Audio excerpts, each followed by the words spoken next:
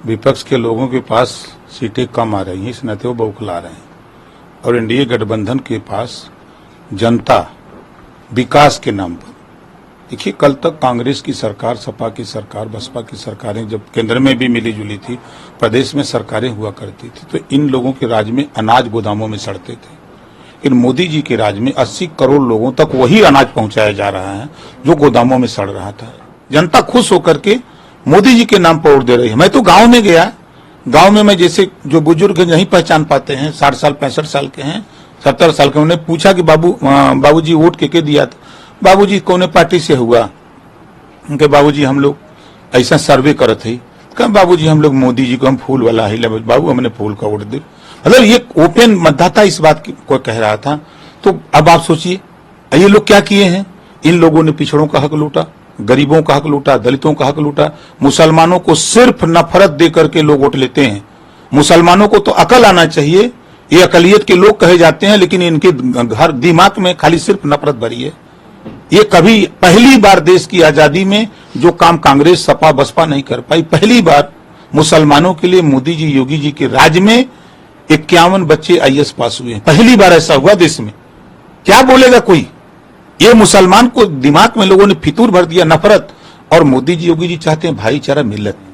8 जून को माननीय नरेंद्र मोदी जी तीसरी बार प्रधानमंत्री की शपथ लेंगे। अभी तो 4 को गिनती है, हम तो 8 वाली बात बता रहे हैं। ये हताशा और निराशा है इन लोगों की, जो भी बोल रहे हैं।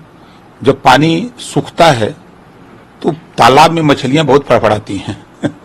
जब तालाब में पानी सूखता है ना, तो जो भी मछलियां रहती हैं वो बहुत फड़फड़ाती हैं। उसी तरह कांग्रेस सूख रही है, सपा सूख रही है, बसपा सूख रही है, तो बहुत छटपटा रहे हैं, फड़फड़ा रहे हैं, फड़फड़ा रहे हैं। अभी तो 4 को गिनती होनी है ना।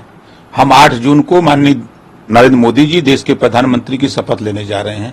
अभी लोगों को क्या पता है, अभी गिनती नहीं हुई है। हम 8 जून की बात कर रहे हैं। आप देखिएगा ये लोग भ्रम में हैं। ये लोग तैयारी करें और कुछ करना नहीं है। ये जितना चिल्ला रहे हैं ना, ये लोग नारा लगा रहे थे ना कि खटाखट खटाखट खटाखट बोल रहे थे ना। 4 जून को देखिएगा ये खटाखट खटाखट हवाई जहाज में बैठेंगे, कोई इटली जाएगा, कोई जापान जाएगा, कोई कहां जाएगा, ये खटाखट खटाखट भागेंगे सब। ये कांग्रेस, सपा, बसपा के लोग नफरत सिखाए हैं।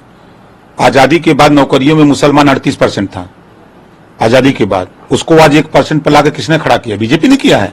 यही कांग्रेस, सपा, बसपा के लोगों ने किया है। बहुत हिमायती सपा बनती है ना, बहुत वोट देते हैं मुसलमान। किसी मुसलमान लीडर के पास औकात नहीं है, अगर वो अपने माँ बाप का पैदा है तो पूछ ले अखिलेश से कि पुलिस की भर्ती में कितना मुसलमान को हिस्सा दिया, पूछेगा? औकात नहीं है उसकी पूछने की। लीडर बनता है, शोषण हो रहा है समाज का।